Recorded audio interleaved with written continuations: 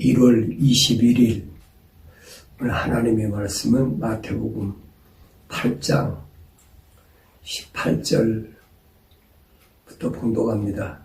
이제 예수께서 자객이 에워싼 큰 무리를 보시고 건너편으로 가고자 명하시더라. 어떤 서기관이 나와서 주께 말씀드리길 선생님께서 어디로 가시든지 내가 따르겠나이다라고 하니 예수께서 그에게 말씀하시길 여우들도 굴이 있고 공중의 새들도 보금자리가 있지만 인자는 자기 머리 들고 쫓아옵노라고 하시니라. 그의 제자들 가운데 한 사람이 주께 말씀드리길 주여 나로 먼저 가서 내 아버지를 장사 지내게 하옵소서라고 하니 예수께서 그에게 말씀하시길 나를 따르라. 그리고 죽은 자들로 그들의 죽은 자들을 장사를 지내게 하라고 하시니라. 아멘.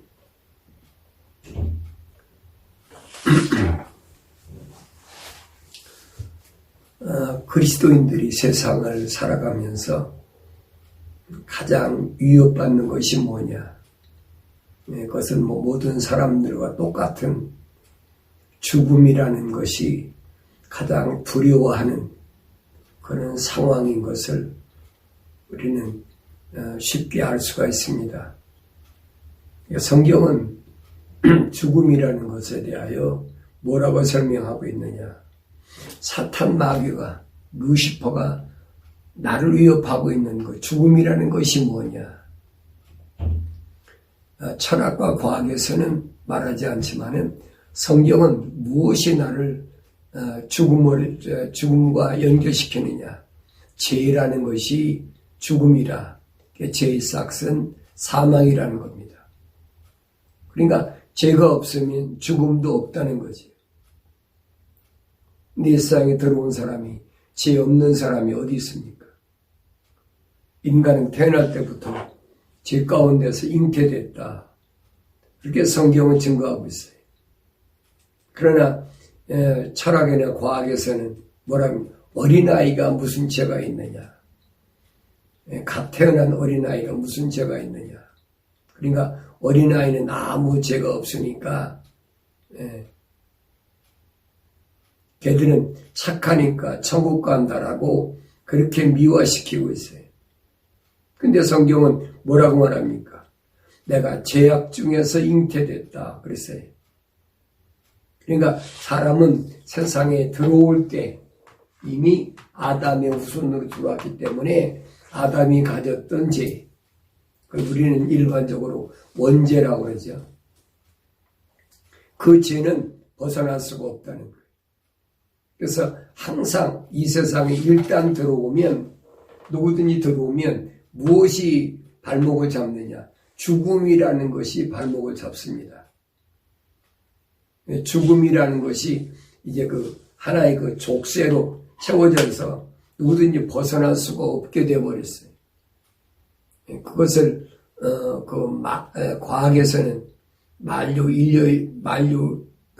인류 뭐라고 그러죠? 인력의 법칙 그러죠? 뉴턴이 사과가 떨어지면 하늘로 안 올라가고 왜 땅으로 내려오느냐? 지구의 그 자기장이 끌어내리는 힘으로 인해서 땅에 떨어진다. 그렇게 얘기를 하고 있어요. 근데 성경은 뭐라고 얘기하느냐?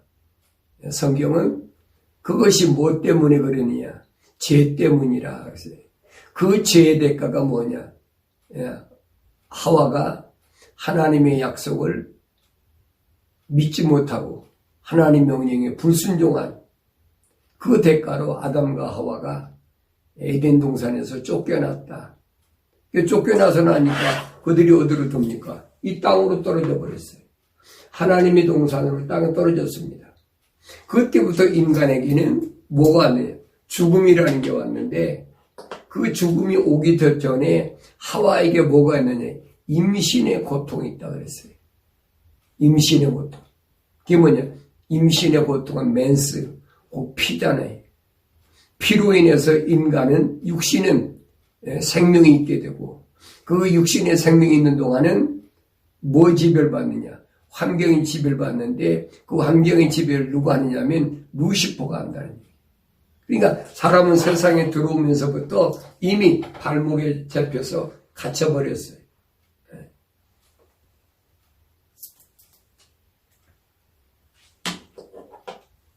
여기서 벗어나는 게 뭐냐요? 여기서 벗어나는 거.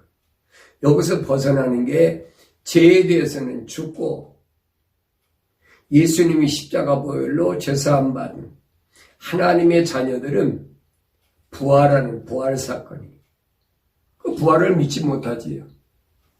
예수님 당시에도 유대인들에게는 그 가르치는 선생들, 그 다음에 일반 대중, 그 다음에 이 선생들과는 다르게 뭘 하느냐? 사두개인들은 부활을 믿지 않고 부활을 반대하는 이른파가 있고, 그 다음에 한 부류는 서기관이라고 그래가지고 이제 필서하는 사람들, 크게 이제 제사장 밑에는 대제사장, 제사장 밑에는 이렇게 세 부류로 나눠집니다. 사두개인들이 계속 예수님께 쫓아와가지고 부활에 대한 이제 시비를 걸고, 예수님이 말씀하신 게 그거예요. 내가 하나님 말씀도 성경도 오해했다, 잘못한 모르는도다 지적하시면서 부활 때에는 시집도 장가도 가지 않고 그랬어요. 천사들과 같이 그렇게 되는 것이 부활이다 설명하면서, 그 다음에 주님이 말씀하신 게 부활에는 두 가지가 있는데 하나는 생명의 부활이 있고 하나는 저주의 부활이 있다. 이 생명의 부활은 누가 생명의 부활로 부활하느냐? 하나님의 약속을 믿는, 하나님의 명령에 순종한 자들은 생명의 부활로, 하나님의 약속을 믿지 못하고 하나님 명령에 불순종하고 하나님 명령이 거역한 자들은 사망의 부활, 멸망의 부활로, 이 두 가지를 부활한다. 주님이 말씀하셨는데 요한계시록 가면은 이 두 가지 부활에 대해서 분명하게 설명해 주고 있습니다.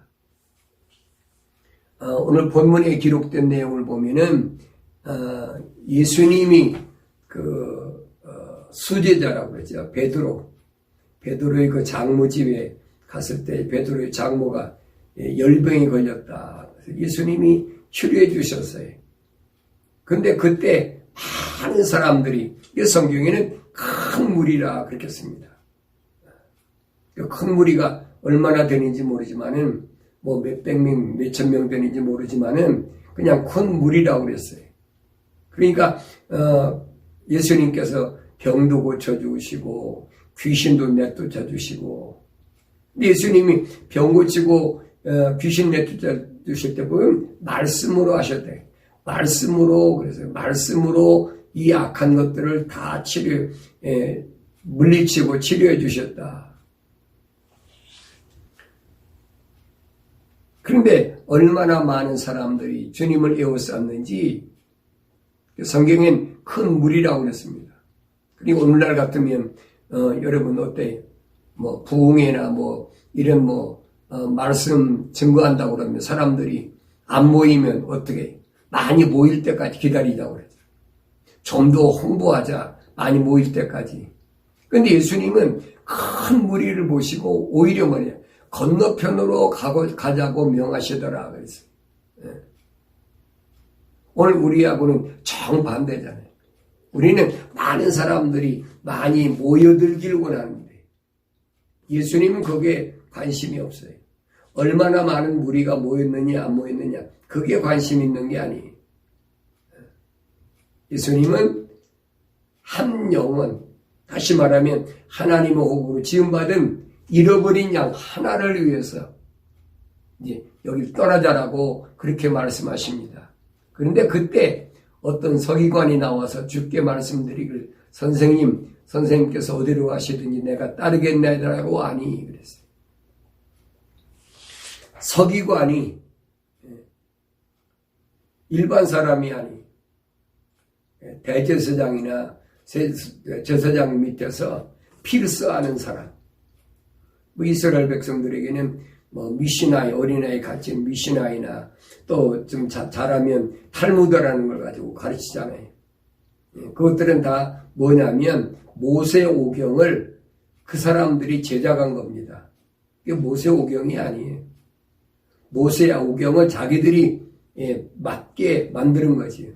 어린아이 때는 미시나이라고 그래가지고 그걸 가르치고 조금 이제 잘하면은 탈무드를 가르치죠.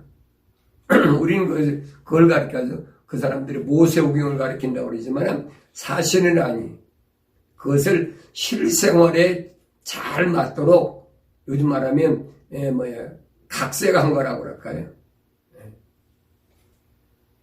그러니까 그들이 예수를 안 믿는 거예요.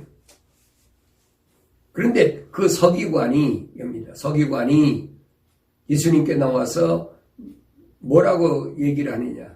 선생님께서 어디로 가시든지 내가 따르겠다. 그러니까 자기 서기관인데 그 직을 버리고 예수님 따르겠다는 거예요. 이 사람이 왜 그랬을까? 이 사람이 왜 그랬어요? 다른 게 아니에요. 귀신 내쫓고 말씀으로 귀신 내쫓고 병 고치고 하는 거 보니까 자기가 따르던 자기가 갖고 있는 직분인 서기관보다 훨씬 낫거든요. 예수님 따라다니면 이게 뭔가가 되겠구나 싶으니까 서기관 자리 안 하고 선생님 따르겠습니다. 예수께서 그에게 말씀하시길 여우들도 굴이 있고 공중의 새들도 보금자리가 있지만 인자는 자기 머리 둘고 쫓아 없노라고 하시니라. 예수님께서 그에게 서기관에게 이제 말씀하시는 거예요. 여우들도 굴이 있고 공중의 새들도 보금자리가 있지만 인자는 자기 머리 둘고 쫓아 없노라. 이 서기관이 생각할 때는 대제사장이나 제사장들이나 이런 사람들 보면 얼마나 잘 살아요. 유대인들의 머리 노릇하니까 성막, 다시 말하면 예루살렘 성전 중심으로 그들이 모든 걸 다 관장하고 있잖아요. 그런데 그 사람들을 잘 사는 것보다 예수님은 이렇게 엄청난 능력을 행하니까 이분은 엄청나게 뭔가가 우리가 알지 못하는 그런 숨은 보화가 있지 않겠나. 나도 거기에 편성해 보겠다는 그런 마음이겠죠. 근데 예수님 말씀은 전혀 다른 대답이에요. 여우들도 굴이 있고 공중의 새들도 보금자리가 있지만 인자는 자기 머리 둘고 쫓아 없노라. 자기 머리 둘고 쫓아 없다는 말이에요. 나 은신처가 없다는 얘기. 나 집이 없다는 얘기예요. 몇 평 아파트, 몇 평 보금자리 그게 아니라는 거예요. 머리 둘고 쫓아 없다는 거예요.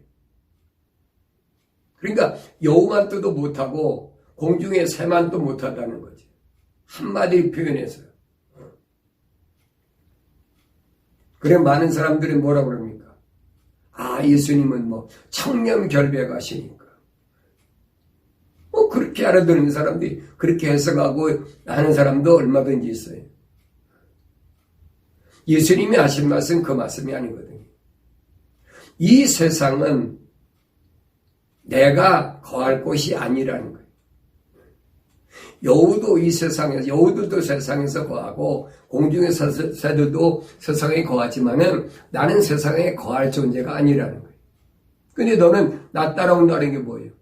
지금 귀신 내쫓고 병 고치고 하니까 엄청난 뭐가 세상에서 부가 있는 줄 알고 명예가 있는 줄 알고 이 많은 무리가 따르는 거 보니까 그 중에 내가 한 주님의 제자가 되겠다. 서기관이 그 얘기거든요. 근데 예수님께서 여우들도 굴이 있고 공중의 새들도 보금자리가 있지만 인자는 자기 머리 둘고 쫓아 없노라 하고 하시니라 이렇게 말씀하시니까 그의 제자들 가운데 지금 서기관이 한 얘기가 아니에요. 주님이 제자들 가운데 한 사람이 주께 말씀드리기를 주여 나로 먼저 가서 내 아버지를 장사 지내게 하옵소서라고 하니 그랬어요.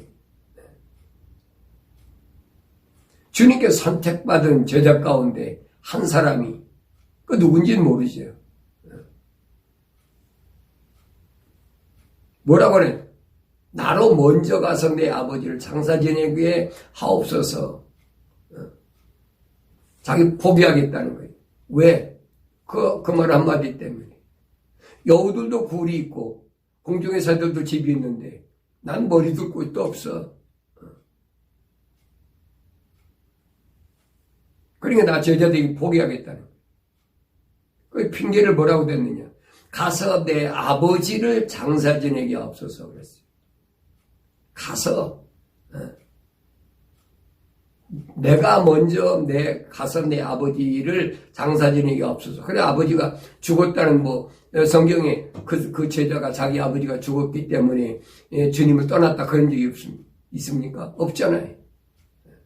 주님이 이 말씀을 하시자마자 이 사람이 절망한 거예요. 내가 줄을 잘못 썼구나. 여기 따라가면 이거 알거지 되겠구나. 주님 제자들 그렇잖아요. 바닷가에서 어부로 생계를 유지하든 뭐하든 어쨌든 자기 업에 종사했잖아요. 그 여러 가지 종류가 있어요. 마태 같은 사람은 세리였으니까 돈을 얼마나 많이 받았겠어요. 그러니까 생각해 보니까 주님이 이렇게 말씀하시는 거 보니까 이 사람 핀털털이구나. 따라다니면 별 볼일 없겠구나. 포기하고 떠나겠다는 겁니다. 예수께서 그에게 말씀하시길 나를 따르라. 그리고 죽은 자들로 그들이 죽은 자들을 장사 지내게 하라고 하시니라. 예수님을 따르던 사람은 뭐 때문에 따랐습니까? 많은 군중들이 가는 곳마다 막 모여드니까. 또 모여드는 사람이 되게 뭐 때문에 모여듭니까? 병 고치는 거, 귀신 내쫓는 거, 이런 것 때문에 사람들이 성이 구름대 같이 모여들어요. 예수님은 그런 사람들이 많이 모이는 것을 기뻐하지 않고, 그런 무리를 다 떠나셨어, 언제든지. 오늘날 목회자나 부흥사나 이런 사람들은 정반대잖아요. 우리는 어떻게 해요? 사람들을 많이 모아가지고 뭔가를 으쌰으쌰 해가지고 뭔가를 이뤄보겠다고 하는데, 그건 세상에 속한 사람들이 사는 형태란 말이에요. 주님은 나는 하늘에서 와서 세상에 들어왔다가 다시 아버지께로 간다라고 자기가 이 세상에 온 과정을 설명하셨는데, 우린 정반대 길을 가고 세상에 속해 있는, 여기서 무언가를 이뤄보겠다는 어리석은 생각을 가지고 오늘 살아가는 것이, 그 핵심이 누구예요? 로마 캐토릭, 그 다음에 거기서 나온 개신교, 그렇잖아요. 이 세상에서 뭔가 이뤄보려고 그러니까 뭐가 필요합니까? 돈이 필요하잖아요. 그러니까 사람들을 많이 불러 모아야 그 사람들이 헌금해서 돈이 들어오니까. 로마 캐토릭에서는 심지어는 무슨 짓까지 했습니까? 연옥소를 주장해가지고 죽은 사람까지 팔아가지고 돈벌이 하잖아요. 연옥소리 뭐냐?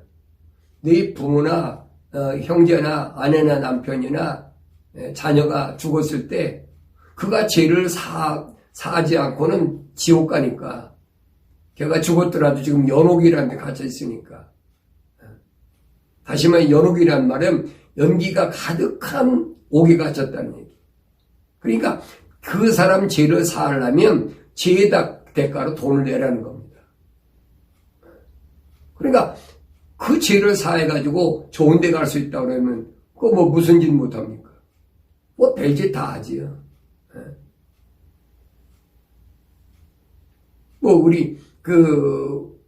우리나라 같은 경우는 1년에 한 번 제사 지낸 사람도 보면 그렇잖아요. 아무리 못 사는 사람도 빚을 내가지고 제사상에 별의별 거 다 차리고 그래야 뭐가 되는 줄 알고 똑같아요.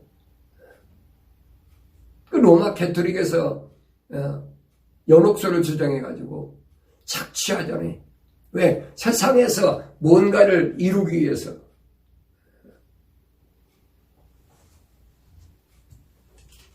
이 거짓말인 것이 너무나 확실하니까 1517년 마틴 루터가 신부인데 거짓말해도 너무 거짓말하거든.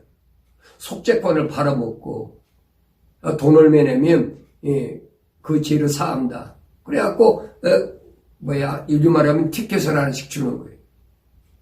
내 부모는 죄를 사했으니까 내 자녀는, 내 아내는, 남편은 죄를 사했다. 그게 속죄권이거든. 이게 너무 엉터리니까 루터가 뛰쳐나와 버린 거예요. 그 나온 것이 뭐냐? 그게 개신교란 말이에요. 그 개신교에서 그런 짓 하지 말했는데 오늘날 똑같잖아요. 사람들을 많이 불러 모아가지고. 그래서 헌금도 많이 나오면 뭐 건물도 뭐 삐까뻔쩍하게 수백억, 수천억씩. 그게 들여서 호화찬란하게 쳐놓고 사람들을 많이 모아가지고 거짓말로 돈을 많이 내면 뭐 몇 억씩 내면 몇만 명씩 모이는 교회는 장로 직분도 주고 뭐 권사 직분도 주고 뭐 성경에 권사는 직분은 없는데 그게 자기들이 만든 거예요. 똑같은 얘기 똑같은 짓 하고 있어요.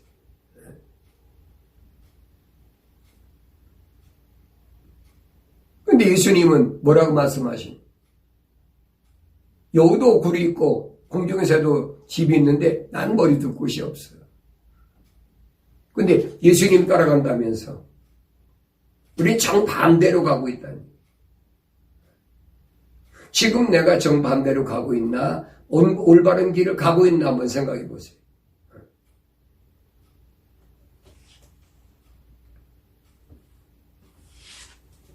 여기서 나는 예수를 믿는다고 고백하면서 주님과 동행하는 삶을 추구하고 사는 것일까? 그렇지 않으면 정반대로 가는 것일까? 나 자신을 이 말씀 앞에서 한번 비춰보다는 거예요. 만약에 2000년 전에 예수님이 계실 때 그 무리 중에 내가 한 사람이었다면, 그 무리 중에 한 사람이었다가 내가 예수님께 만약 픽업이 됐다면 나는 예수님을 어떤 마음으로 따랐을까? 그래서 예수님께서는 베드로 신앙 고백, 주는 그리스도의 살아계신 하나님의 아들이심을 내가 믿나이다라고 고백한 그 고백 위에다가 내 교회를 세우시겠다는 거예요. 에클레시아란 말은, 교회란 말, 에클레시아란 말은 부르심을 받은 자들인데 그게 누구냐면 주는 그리스도의 살아계신 하나님의 아들이심을 믿는다고 고백한 그 위에 그 고백과 똑같은 그 사람들을 주님은 뭘로? 교회로 세우시겠다고 그랬지 건물을 짓겠다고 말씀하신 게 아니거든요.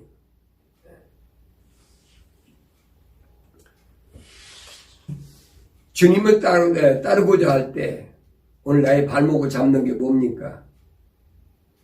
세상에서 가장 두려워하는 거 죽음이라는 거다. 죽음. 사람이 살아야지 뭐 죽고 나서야 무슨 소용이 있어. 일반적으로 다 그렇게 말하잖아요. 근데 기독교는 그게 아니거든. 그러나 여러분에게 말씀드리는 게 철학과 과학이 나를 지배하면 나는 절대 부활의 신앙에 참여할 수가 없다는 거예요. 고린도 지방에 있는 교회들에게 바울이 부활 신앙에 대해서 그렇게 십자가에 대해서 부활에 대해서 그렇게 가르쳐줬는데도 1년 반 동안 목회하면서 가르쳐줬는데도 자꾸 거짓 것들이 와서 혼란스럽게 하니까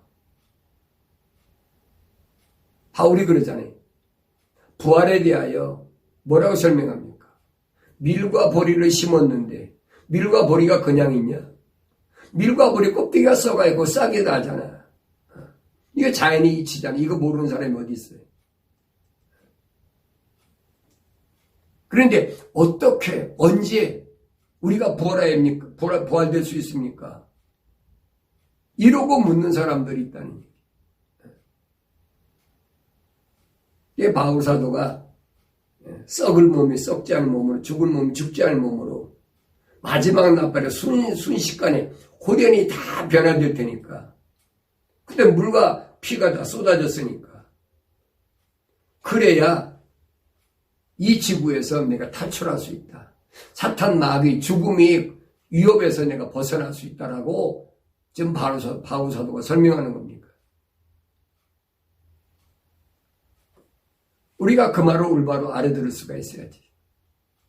주님 말씀하신 그거예요. 네 몸을 죽이려고 하는 그 사람을 두려워하지 말라는 거예요. 내 영혼을 영원한 지옥에 보내는 그분을 두려워해야지. 왜 지금 내 몸을 죽이겠다는 그 사람을 두려워하고 있나는 거예요.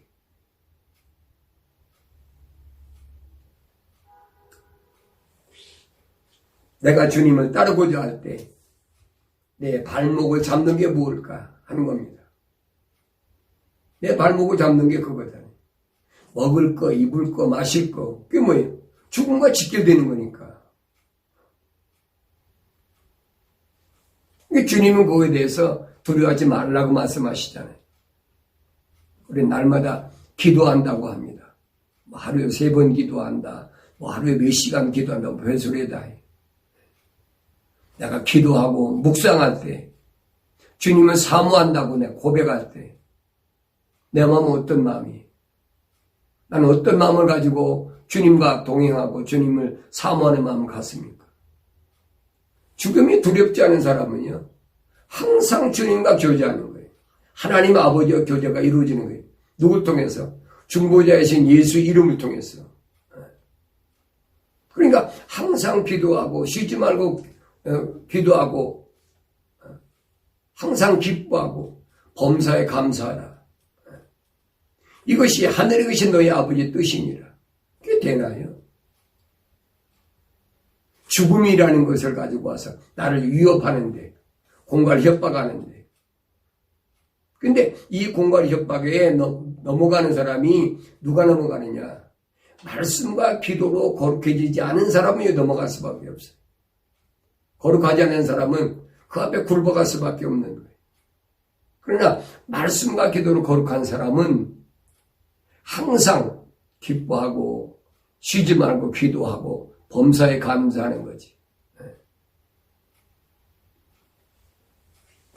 일반적으로 주님이 오시기 전에 신앙생활하는 사람들, 유대인들에게 다니엘이 하루 3번 기도했다. 아침, 점심, 저녁 3번만 기도하면 된다. 하루에 몇 시간 기도해야 된다. 별소리 다 하고 있잖아요. 근데 주님이 오셔서는 이거 다 배제하셨어요. 그게 아니다. 하나님과 아버지와 나는 하나이기 때문에 항상 그분과 교제하고 그분과 교제할 때 죽음의 사망의 모든 위협에서 내가 벗어나게 되고 사망의 위협에서 벗어나니까 뭐예요? 항상 기뻐하는 거지. 항상 기뻐한다고 하면 깔깔대고 웃는 게 아니에요, 여러분. 기뻐하는 껍데기로 여러분 깔깔대고 웃는다고 기뻐합니까?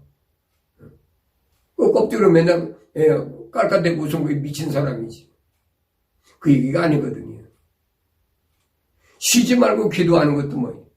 내 육신이 맨날 무릎 꿇고 앉아서 쫙 그런다고 그게 쉬지 말고 기도하는 겁니까? 그거 아니거든요. 운전할 때도 내가 또 일할 때도 밥 먹을 때도 물 만들 때도 내가 나에게 어떤 자비에 주어졌더라도 그 일을 하면서 내 육신은 그 일을 하지만 내 속에 있는 하나님의 거룩한 혼으로 지음받은 그가 거룩한 하나님의 호흡으로 지음받은 사람은 하나님과 교제가 끊어지는 거예요. 교제가 이어지는 거예요. 하나님과 교제가 끊어지면 그거 죽는 거지요.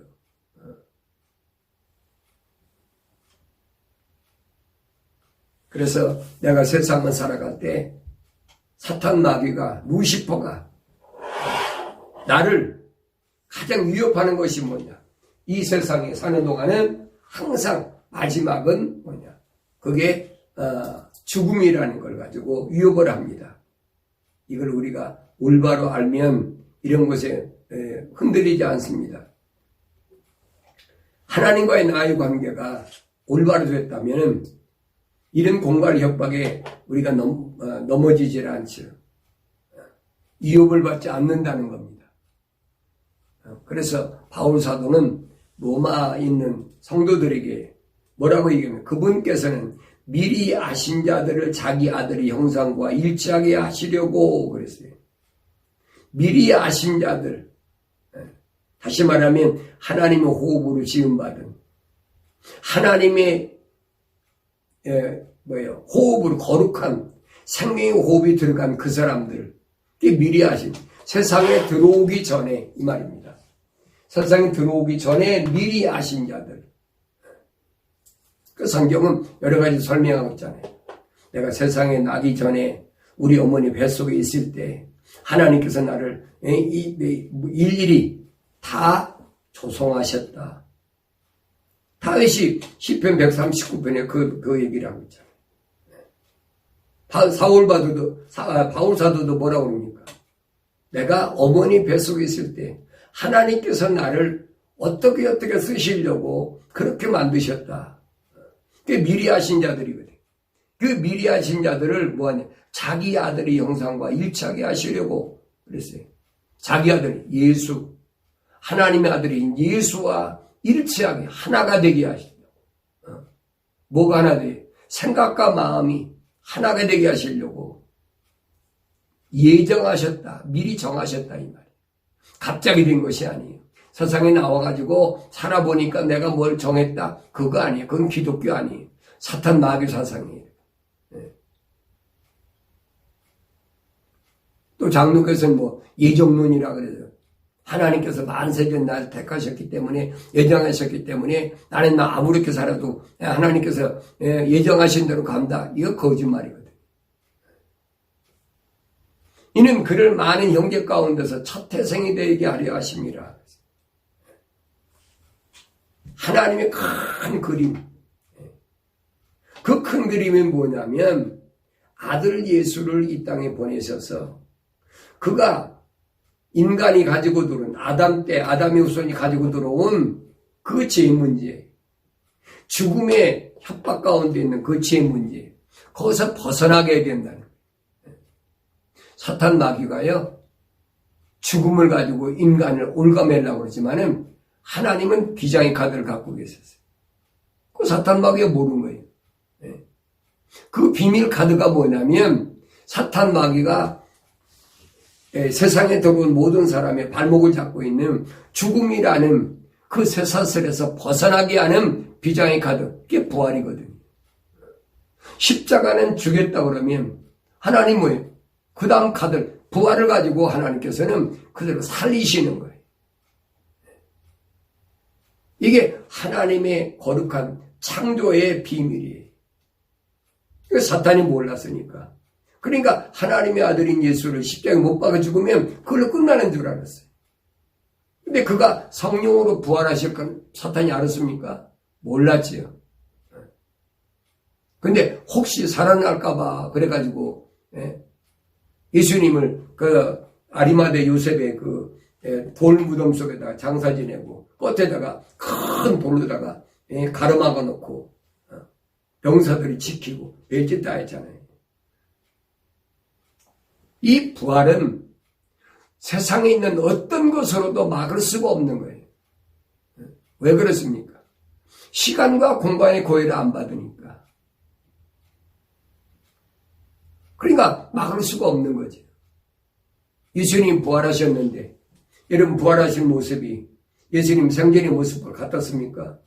같았다면 제자들이 왜 못 알아봐요? 예수님이 부활하신 그 모습을 보고 다들 두려워했거든요. 왜? 예수님이 3년 동안 따라다녔는데 자기 선생 모습이 아니란 말이에요. 그게 부활한 모습이. 바울이 그 얘기입니다. 밀과 보리를 씨를 뿌려놓으면 그 싹이 나면 밀과 보리 그 모습이냐? 전혀 다른 모습이잖아요. 그게 부활의 모습이라 이 말이에요. 근데 사두개인들의 생각은 무슨 생각이냐? 나중에 부활하면 7 형제가 다 한 여자 데리고 살았는데 이 여인이 누구의 아내가 되겠습니까? 세상에 있을 때 그 모습으로 그대로 오는 줄 잘못 알고 있다 이 말이에요. 이 잘못된 생각을 가진 사람들이 뭘 합니까? 천국에 가보니까 누구도 있고 누구 있고 다 거짓말이거든요.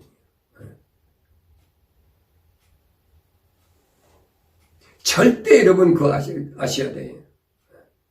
육신의 모습과 내 부활한 모습은 전혀 같을 수가 없어요. 알 수가 없어요, 여러분. 그러니까 세상에 있는 동안에 나를 낳아주신 분이 제일 첫째, 내가 존귀하게 공경하고 받들어야 되고, 두 번째, 세상에 나와서 제일 가까웠던 내 아내와 남편을 가장 그를 아끼고 사랑해야 되고, 세 번째, 세상에서 나를 통해 세상에 들어온 내 자녀를 항상 귀하게 생각하고, 이 세 가지 잊어버리면 안 돼. 이 세 가지가 합쳐져야 누구를, 창조주 하나님을 전능하신 하나님을 아버지라고 부르고 섬기는 것이 바로 기독교 원리란 말이에요. 그래서 바울은 그를 많은 형제 가운데서 첫 태생이 되게 하셨다. 첫 태생이 되게 하셨다는 맏아들이라 이 말이에요. 그리고 나머지는 다 거의 동생들이 형제라는 얘기지. 예수님 형제들이 마리아의 몸에서 났지만은 예수님 그러시잖아요. 누가 내 형제고 누가 내 자매고 내 모친이냐는 거예요. 하늘에 계신 하나님 아버지의 뜻대로 하는 자가 그가 내 형제요, 내 자매요, 내 모친이다. 이게 이제 부활신앙을 주님이 말씀하시는데 그걸 못 알아듣잖아요. 바울은 이 부분을 이렇게 설명해요. 이는 그를 많은 형제들 가운데서 첫 태생이 되게 하심이라. 그래 예정하신 이들을 또한 부르시고 부르신 이를 또한 의롭게 하시고 의롭게 하신 이를 또한 영원롭게 하셨느니라. 예정하신 미리 하신 자들, 하나님의 호흡으로 살아있는 혼으로 지음받은 그 미리 하신 자들을 뭐하냐, 예정하신 이들을 부르셨다는 거예요. 그들을 부르셨다는 거예요. 병 고쳐주고 귀신 내쫓고는 세상 무리를 부르신 것이 아니에요. 그래서 부르셨다는 말은 에클레시아란 말인데, 에클레시아란 말은 부르심을 받은 자들이라는 거예요. 부르심을 받은 자들. 근데 우리는 오늘 뭐라 해요? 교회를 부르셨다. 이거 거짓말이거든요. 성경은 그렇게 안 돼 있어요. 부르심을 받은 누굴 부르시느냐? 주는 그리스도의 살아계신 하나님의 아들이시라는 그 신앙 고백을 한 그 사람들을 주님은 부르셨다는 거예요. 에클레시아. 그 교회란 얘기. 이 교회관이 올바로 형성되지 않으면, 완성되지 않으면 끊임없이 사탄 마귀에 시달립니다. 죽음의 공갈 협박에서 벗어나지 못하는 거예요. 그래서 그 부르신 이들을 또한 의롭게 하셨다. 그 부르신 사람들은 뭘 부르십니까? 하나님의 약속을 믿고 하나님의 명령에 거역하지 않고 순종하는 자들이. 의롭게 하셨다는 말은 창세기 25장에서 하나님께서 아브라함에게 약속하셨을 때 아브라함이 하나님 그 약속을 믿음에 하나님이 그를 의롭게 여기셨다. 믿지 않는데 그 겉으로 믿는 척 아무리 하면 뭐하는 겁니까? 겉으로야 여러분 성경 들고 다니면서 얼마든지 믿음 있는 체 할 수 있어요. 근데 그거 믿는 게 아니에요. 성경이 뭐냐? 내 마음으로 믿어. 네 마음으로 믿는지 안 믿는지 하나님은 그걸 다 알아보신다는 거예요. 네 마음으로 믿는다면, 이 말입니다. 네 마음으로 믿는다면 하나님의 명령에 거역하지 않고 순종하는 거지. 근데 마음으로 안 믿으니까 순종하는 것처럼 거짓말로 하는 거예요. 거짓말. 그 나 자신이 내가 모릅니까? 나 자신이 진심으로 하나님께 믿고 따르는지 안 따르는지 나 자신이 알잖아요. 직업적으로 믿는 척하면 사람들이 그렇잖아요. 그 직업 주위에서 신학교 가서 목사도 만들고 뭐 별거 다 하잖아요. 직업이란 말이에요. 그 직업이라는 증거가 뭡니까? 여러분, 은퇴한다. 나이 많으면 은퇴한다. 직장에서 은퇴시키잖아요. 하나님의 일을 증거하는 사람들이, 복음을 증거하는 사람들, 은퇴가 어디 있어요? 그건 돈을 벌어먹기 위해서 돈 벌기 위해서 하는 게 직업이지. 은퇴라는 것이지. 나이 많으니까 은퇴한다는 거지. 사도 요한이 지중해 반모섬에 있을 때 나이가 벌써 거의 한 90, AD 95년경이니까 90이 넘는 그 나이인데 사도 요한이 은퇴했습니까? 아니, 나이 많으니까 나는 사도에서 은퇴한다. 그런 거 봤습니까? 그거 아니잖아요. 그러니까 예수님을 따르던 이 사람들이 뭘 소원하고 뭘 누리고 주님을 따랐느냐. 우리가 성경을 통해서 그걸 볼 줄 알아야지. 또한 의롭게 하셨다면 의롭게 하신 이들을 또한 뭐 영화롭게 하셨다. 영화. 그들을 영화롭게 하셨다. 뭘로? 하나님의 자녀로 완전히 마음으로 믿어 의에 이르고 입으로 신에 구원받는다. 그 구원받았다는 것이 뭐냐? 영화롭게 되긴 하나님의 아들이라는 하늘의 시민권, 하나님 생명책에 기록이 딱 되는 그 영화를, 그 영광에 참여하는 영화롭게 하셨다. 그렇다면 이런 일에 대하여 우리가 무슨 말을 하리요? 이런 일, 하나님께서 그에 가신 이 거룩한 하나님의 창조의 구원의 역사에 대해서 우리가 무슨 말하겠느냐? 하나님께서 우리를 위하신다면 누가 우리를 대적하리요? 이 창조주 하나님, 전지전능 무소부지하신 하나님께서 우리를 위하신다면 누가 우리를 대적하겠냐? 세상에 뭐가? 피조물이 어떻게 대적합니까?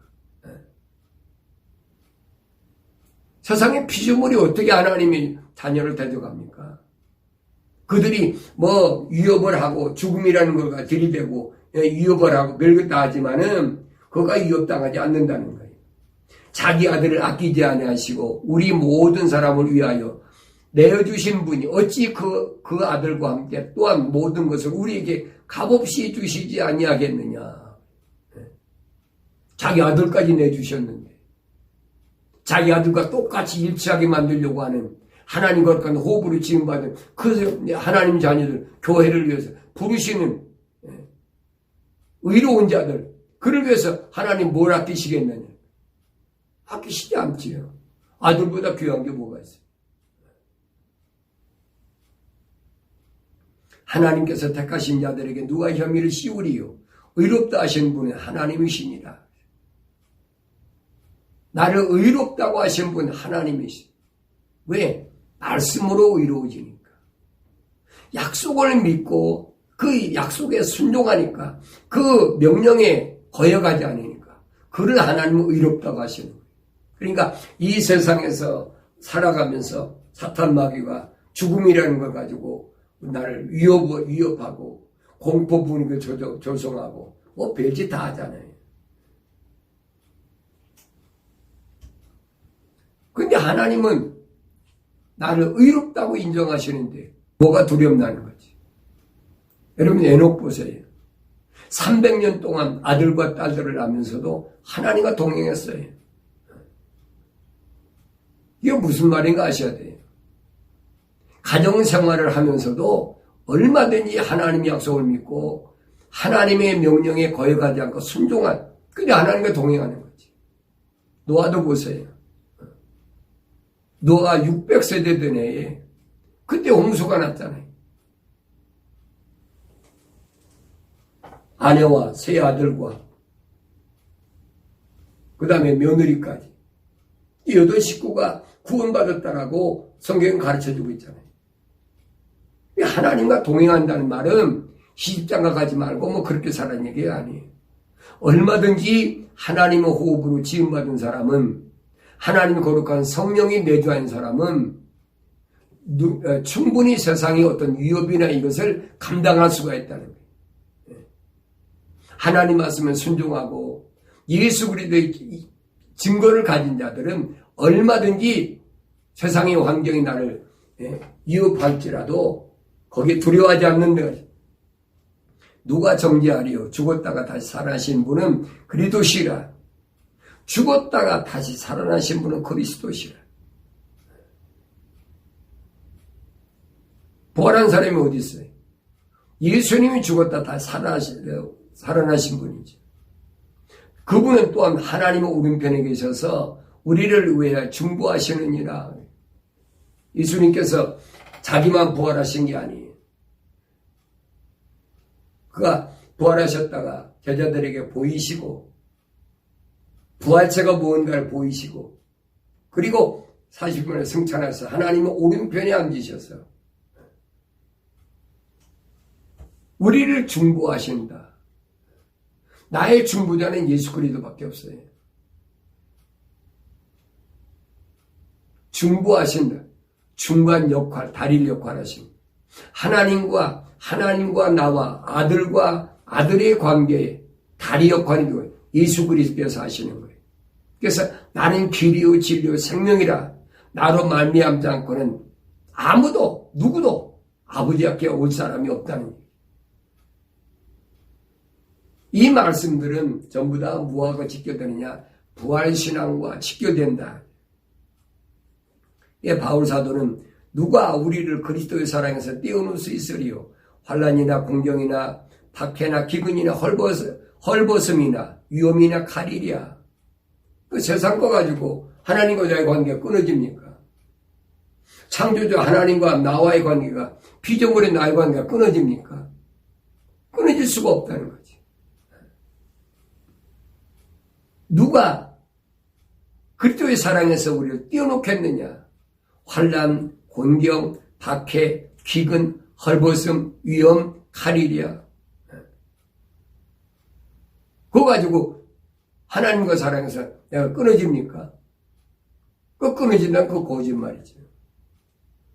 그걸 끊어뜨리려고 우리에게 다가온 것이 누구냐? 그게 사탄 나비가 쳐놓은 철학과 과학이라는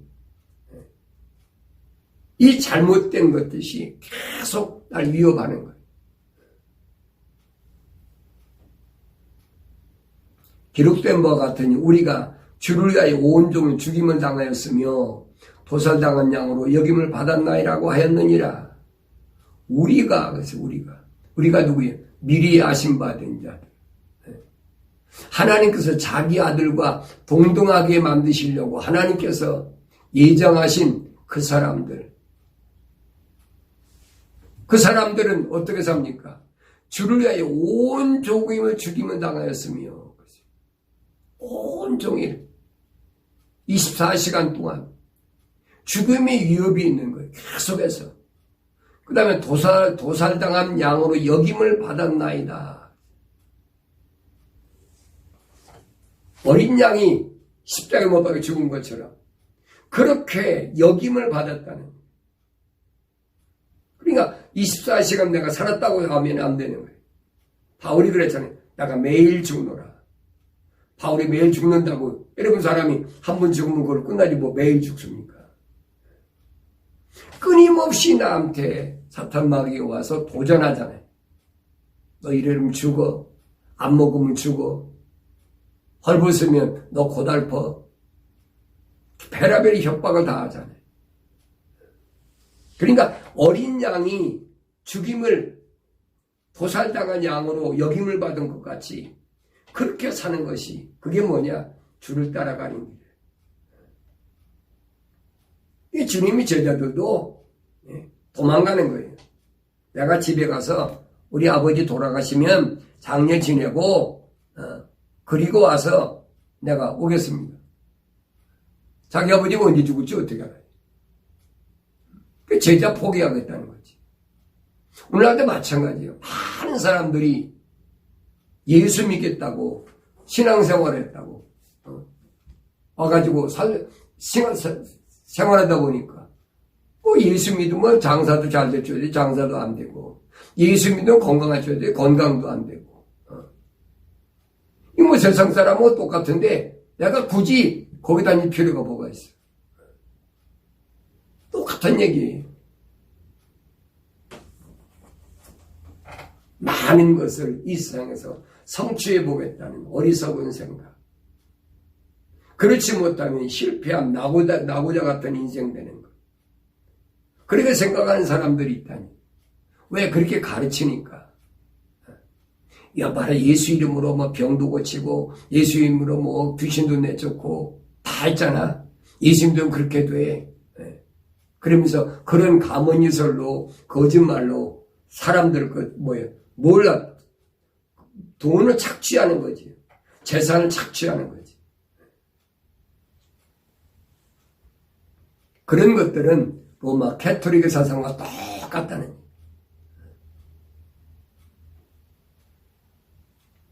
그러나 이 모든 일에서 우리를 사랑하시는 그분으로 말미암아 우리가 이기는 자보다 나음이라. 이 모든 일에서 세상에 이런 어려운 모든 환경 가운데 그런 가운데서 우리를 사랑하시는 그분으로 말미암아 하나님이 자기 아들 독생자 한 분밖에 안 계신 독생자 예수 그리스도를 이 땅에 보내신 그보다 더 여러분 사랑의 증거가 어디 있습니까? 그게 첼리티, 사랑, 거룩한 사랑. 러브가 아니에요. 여러분 속지 마세요. 러브란 말은 피조물의 사랑을 가르칠 때 쓰는 말이에요. 하나님의 사랑은 첼리티란 말인데 이 말은 무슨 말이냐? 자기 아들 독생자를 나를 위해 세상에 보내셨다는 그 사랑이 그 증거잖아요. 내가 확신하노니 그래서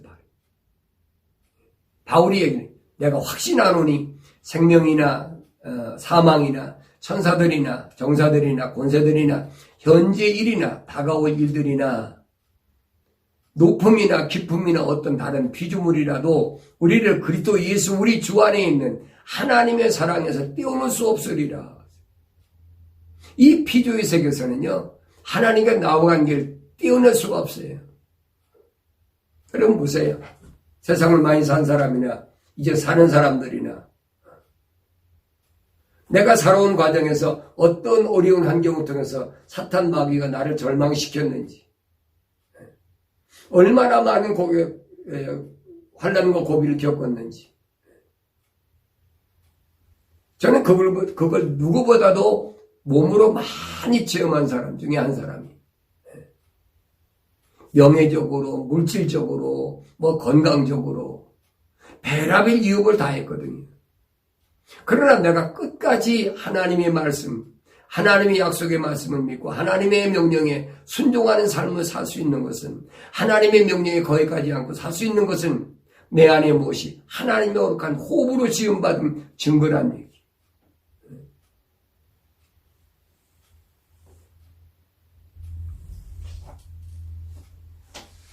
그리스도 예수 주 안에 있는 하나님의 사랑에서 우리를 어떻게 떼어놓느냐? 나를 어떻게 떼어놓을 수 없다는 거예요. 사도들이나 순교자들이 당당했던 모습을 통해서 우리에게 보여주고 있습니다. 그래서 그분들이 순교했구나. 그분들이 그래서 어려움 가운데서도 넘어지지 않았구나. 우리 똑같은 성경을 가진 사람이에요. 안 먹으면 배고프고, 맞으면 아프고, 죽이면 죽는 거지요. 그 사람들이 뭐 특별합니까? 똑같아요.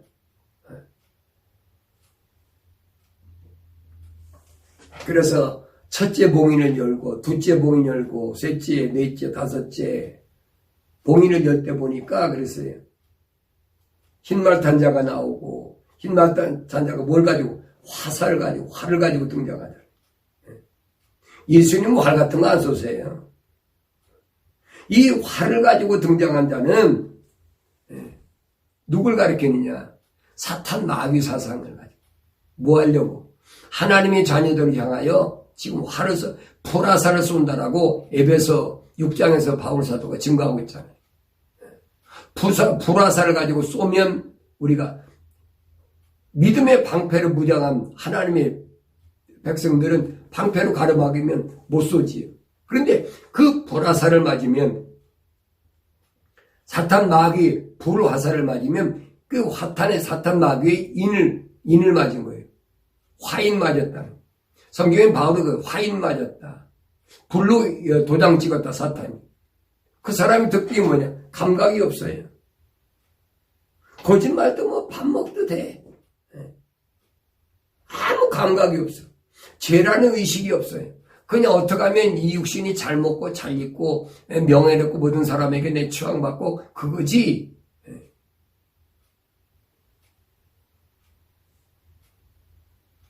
감각이 없는 상태. 구약에서는 그걸 뭐라고 얘기합니까? 구약에서는 문둥병 걸렸다. 문둥병 걸린 사람은 귀가 떨어져 나고 코가 떨어져 나고 뭐 떨어져 나가도 감각이 없는 거예요. 썩어도. 화인 맞은 그런 상태. 사실상 감각이 잃어버리는 거지.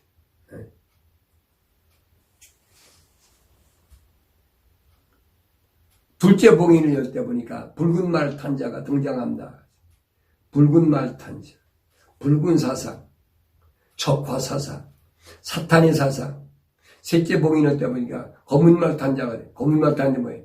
먹는 것으로, 식량으로 위협하는 거.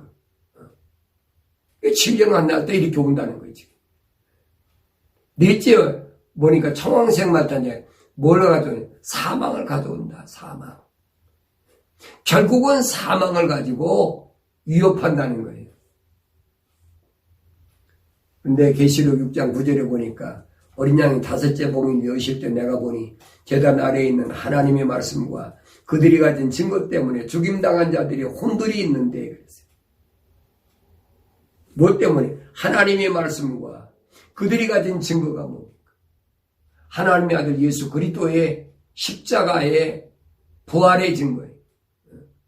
십자가와 부활의 증거를 가진 자. 첫째는 하나님 말씀, 하나님의 약속을 믿고 하나님의 명령에 거역하지 않고 순종하는 그 말씀. 그리고 두 번째는 예수님이 십자가 먹고 죽으셨다가 사흘 만에 부활하신 이 부활신앙.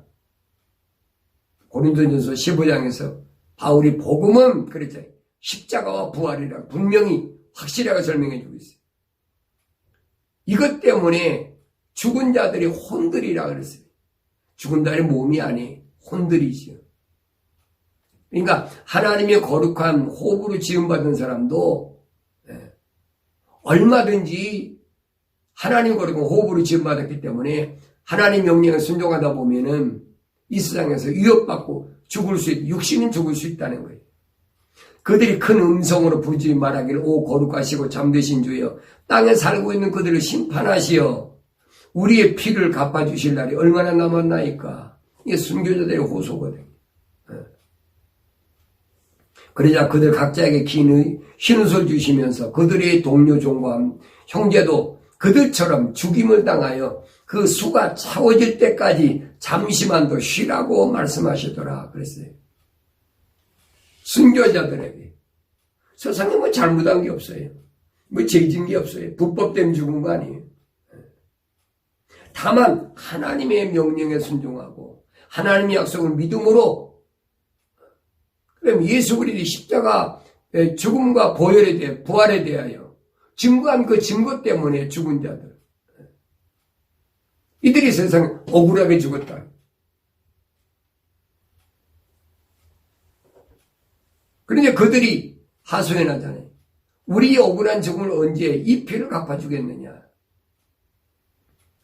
그러자 그들 각자에게 흰 옷을 주시면서 그들의 동료 종과 형제도 그들처럼 죽임을 당하여 그 수가 가득 채워질 때까지 잠시만 더 쉬라고 말씀하시더라. 동료 종과 형제도 그들처럼 죽임을 당하여 그 수가 채워져야 된다. 하나님의 교회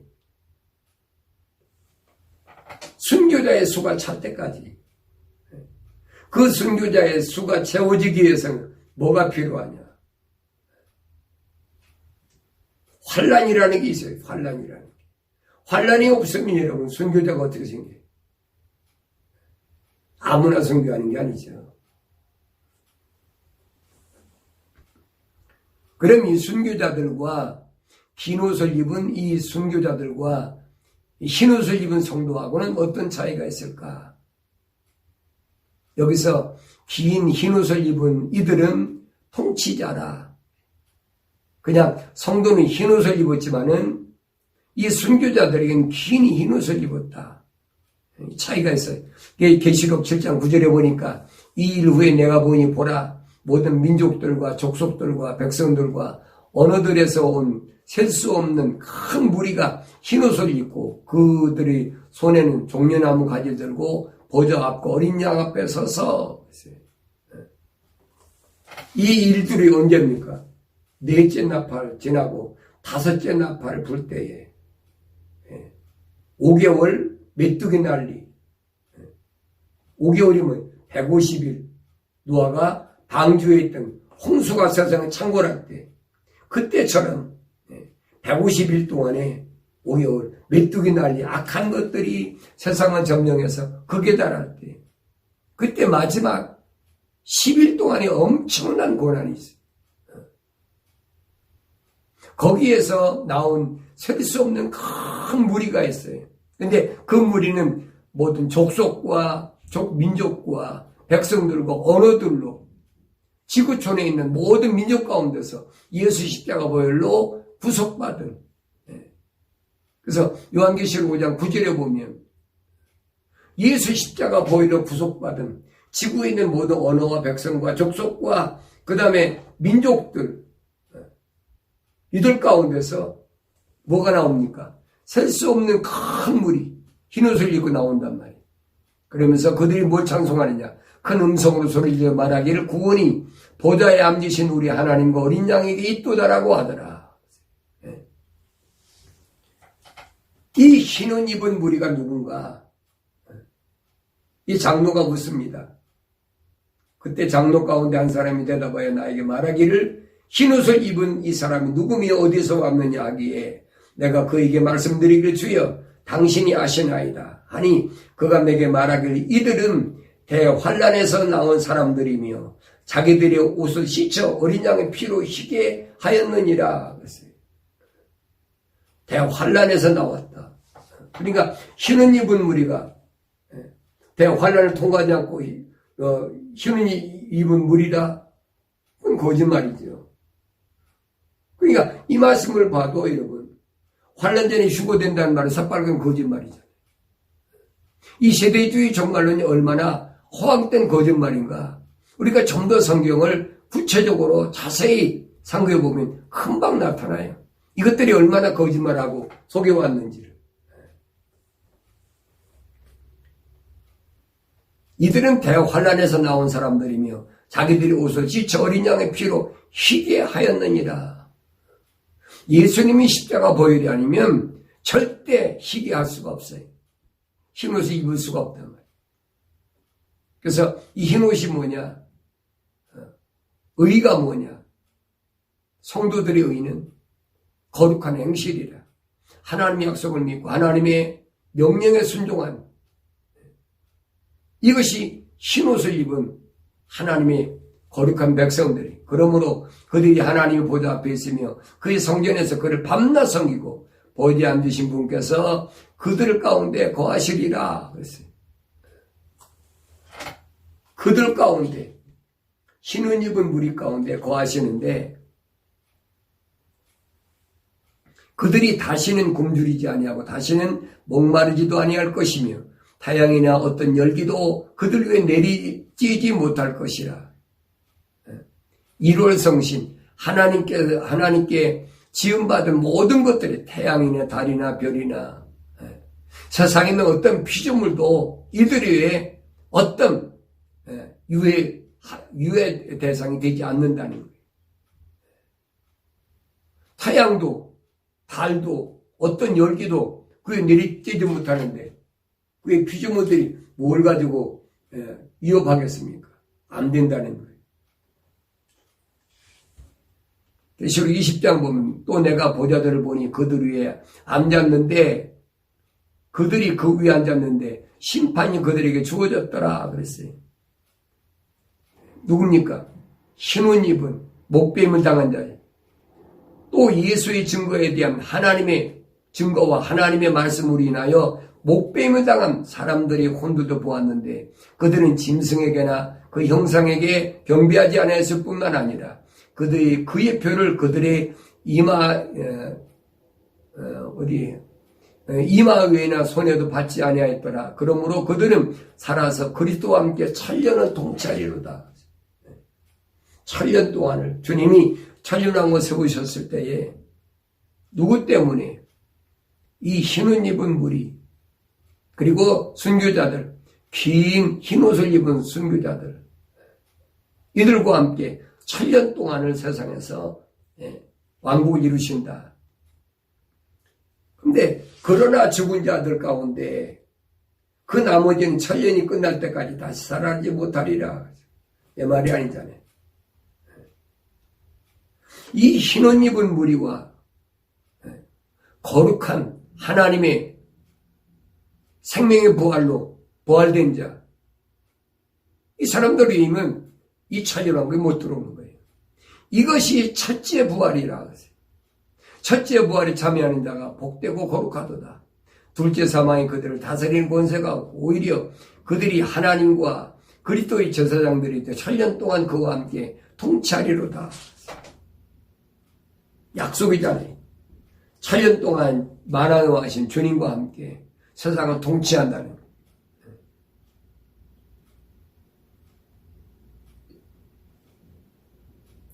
세상에 몇 년 동안 뭐 통치해보겠다고 싸우는 사람들 보면 어때? 세상 말로 웃기는 거죠. 여러분 올바른 신앙 가지셔야 돼요. 그가 누가 세상의 통치자가 된 상관없어요. 내가 내 아버지 집에 가는 길에는 절대 걸림돌이 안 되는 거예요. 될 수가 없는 거예요. 이는 그 보좌 가운데 계신 어린 양이 그들을 먹이시고 생수의 샘물로 인도하시며 하나님께서 그들의 눈에서 묻은 눈물을 씻어주실 것이기 때문이라 그랬어요. 어린 양이 그들을 먹이시고 생수의 샘물로 인도하시고 그동안 당했던 어려움과 고난 속에서 흘렸던 많은 눈물 이거 안 흘려준다. 하나님께서 씻겨주신다는 거예요. 이 얼마나 아름답고 귀한 약속입니까?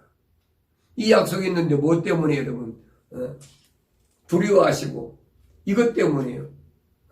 환경 때문에 좌절하고 절망합니까? 부활의 신앙을 가진 사람은 나를 뭐 죽인다고 하든 굶긴다고 하든 무한다고 하든 상관없어요. 나하고는 상관이 없는 거예요. 그럼 하나님의 계획, 하나님의 세상을 창조하셔서 세상을 시작하셔서 끝마칠 때까지 하나님의 계획의 한 부분이지 그 한 부분 속에 내가 지금 살고 있는 거예요. 나와 여러분이. 이 하나님의 큰 그림을 올바로 볼 수 있으면 두려워할 필요가 없어요. 내가 하나님의 거룩한 호흡이 내 안에 있고 하나님 거룩한 영이 내 안에 계신데 뭐가 두려워요? 근데 왜 그것들은 계속해서 위협하잖아요. 이렇게 하면 너 먹지도 못하고 이렇게 하면 내 마시지도 못하고 이렇게 하면 너 고통당하고 너 병들어 치료도 못하고 뭐 별의별 것 가져와도 계속 푸시하면서 위협하고 있잖아요. 여기서 자유로워야 돼요. 자유로워요. 그게 진리를 아는 사람이고 그가 진리 가운데 거하는 진실한 사람. 어떤 경우에도 거짓을 배격해야 돼. 이거 속지 말아야 돼. 아군이 되는 것이 아니지. 보이는 거 가져와서 계속 위협하는 거. 여러분 흔들리지 마시고 환경에 어려운 것이 있다 할지라도 주님이 약속하신 걸 믿으세요. 뭐라고 약속하셨습니까? 몸은 죽일 수 있지만은 내 영혼은 죽이지 못해. 그 두려움의 대상이 아니야. 육은 전혀 무익해. 내 말들이 생명이고 그 영생이야. 주님이 약속하셨잖아요. 이 말씀을 우리 마음속에 자 온전히 간직하시고 흔들리지 않는 주님의 약속으로 날마다 환경을 이길 때 승리가 바로 우리 눈앞에 있습니다.